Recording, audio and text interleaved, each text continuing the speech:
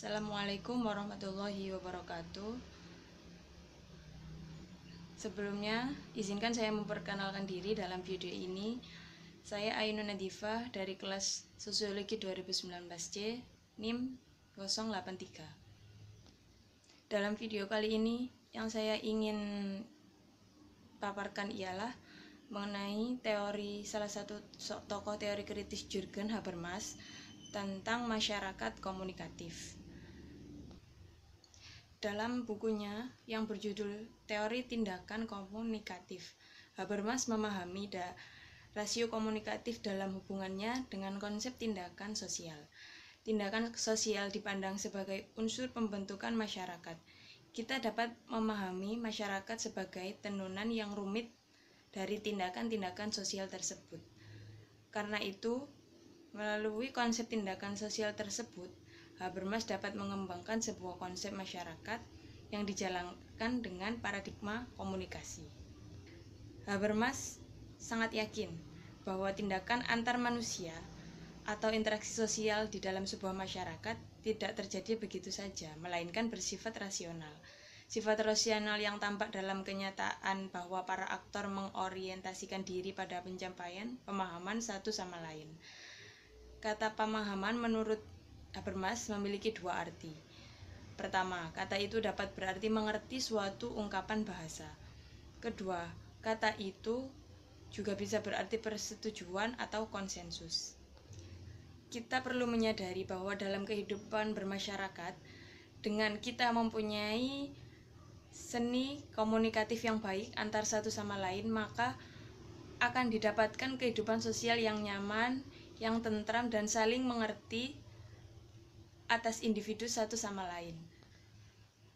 Habermas berpendapat dalam komunikasi sehari-hari bahwa sebuah pernyataan atau tindakan seseorang bersifat rasional sejauh alasannya dapat dijelaskan atau diakui secara intersubjektif. Penjelasan dan pemberian alasan adalah ciri dasar dari klaim-klaim kesahihan yang bersifat rasional. Namun tidak semua komunikasi memiliki ciri-ciri tersebut. Secara umum kita dapat membedakan antara komunikasi naif dan komunikasi reflektif. Seringkali yang terjadi dalam kehidupan sehari-hari, kita menggunakan komunikasi naif. Maksudnya kita tidak mempersoalkan secara khusus alasan maupun kejelasan-kejelasan dari pernyataan kita, melainkan kebenarannya kita andaikan begitu saja. Percakapan yang terjadi dalam Lebenswert pembicara tersebut disebut Habermas sebagai tindakan komunikatif. Adakah contoh dari maksud pernyataan tadi? Misal ada suatu kasus dalam suatu masyarakat yang berdampak besar bagi mereka. Namun kita tidak mengetahui dan belum mencari solusi yang tepat dan asal-usul dari masalah yang ada, mengapa masalah itu bisa terjadi. Nah, itu yang dimaksud komunikasi naif. Kita hanya membahas-bahas yang tidak penting dan tidak ada gunanya dan tidak mendapatkan solusinya. Lalu itu yang dinamakan komunikasi naif. Tidak ada gunanya kita membahas berlama-lama dengan bermusyawarah individu satu dengan individu yang lain dalam sebuah kelompok, namun tidak menghasilkan suatu solusi ketika ada masalah yang terjadi pada kita. Sebagai salah satu contoh yang pernah terjadi di Indonesia, yang mana Indonesia merupakan yang masyarakatnya bersifat plural. Indonesia terdiri dari berbagai macam orang yang ada di dalamnya, baik itu ras, agama, etnis, budaya. Itulah Indonesia. Contoh yang terjadi pada tahun di mana Basuki Cahayapurnama, yang biasa kita sebut Ahok, menjabat sebagai Gubernur DKI Jakarta. Kita semua tahu masyarakat Indonesia yang bersifat plural ini dimayoritasi oleh kaum Islam, kaum beragama Islam. Dan hal ini pun terjadi tersebuah permasalahan besar di mana ketika aksi dari masyarakat Islam yang memprotes dan mengarahkan massa ke kota Jakarta atas suatu perbuatan salah seorang tokoh masyarakat Indonesia, yaitu Basuki Cahayapurnama. Kejadian tersebut tidak hanya menjadikan masyarakat Indonesia terkaget-kaget, dan bahkan masyarakat Islam sendiri sebagian kaget melihat hal tersebut, bagaimana bisa terjadi di Jakarta atas aksi yang sudah ribuan orang berada di sana untuk memprotes suatu hal yang telah dikatakan oleh Ahok tersebut.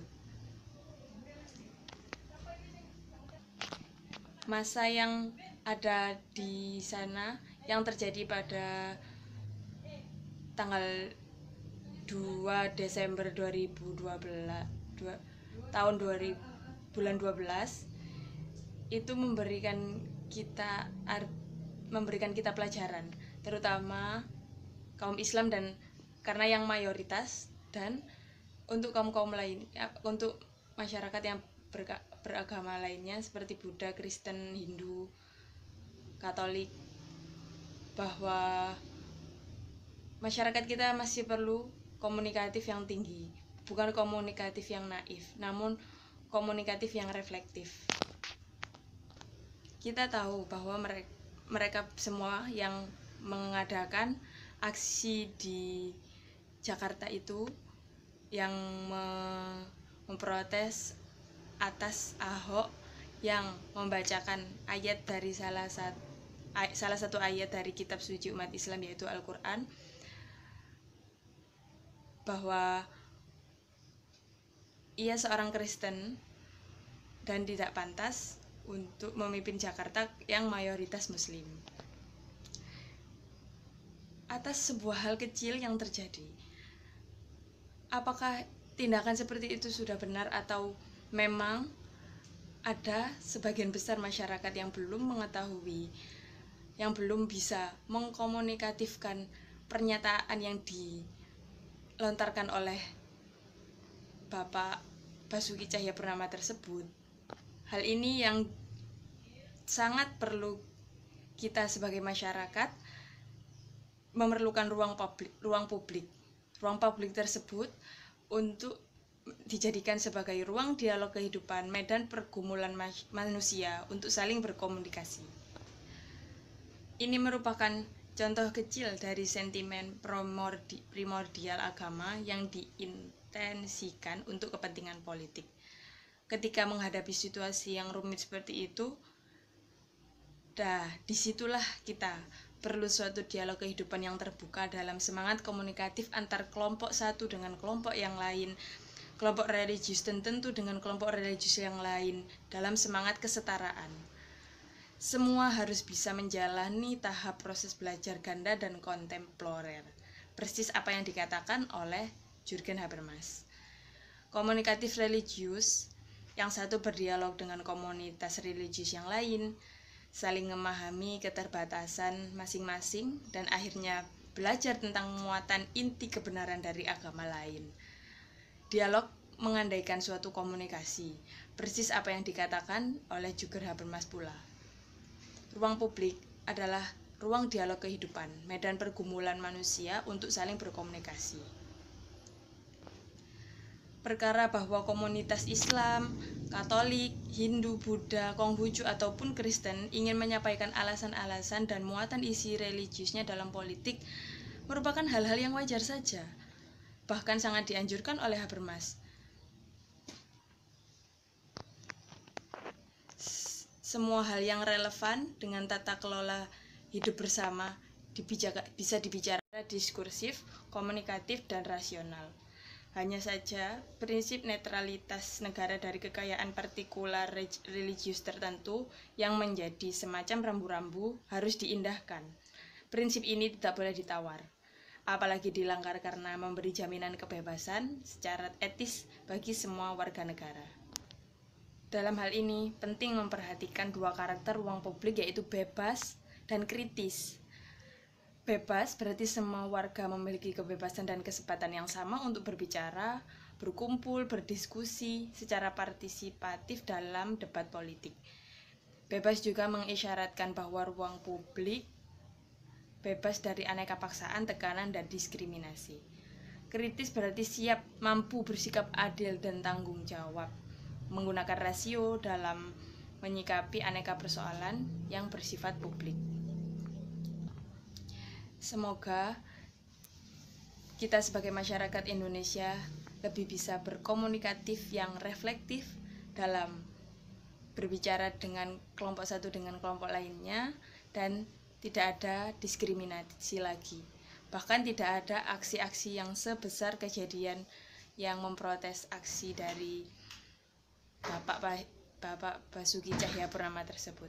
Sekian video dari saya, kurang lebihnya mohon maaf. Wassalamualaikum warahmatullahi wabarakatuh. Terima kasih.